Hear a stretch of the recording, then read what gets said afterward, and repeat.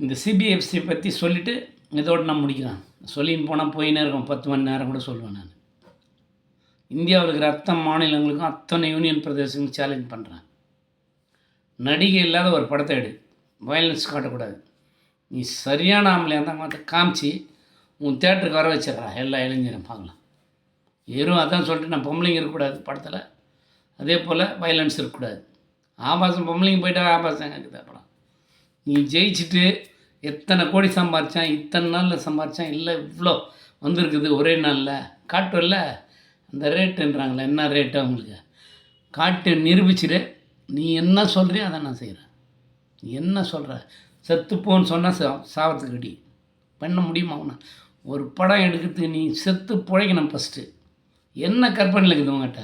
அவுத்து போட்டு ஆடுறது, ஒரு டான்ஸு, ஒரு வயலன்ஸு, ஏதாவது ஒரு 4-5 வச்சுட்டு இப்படியே தட்டு புட்டுன்னு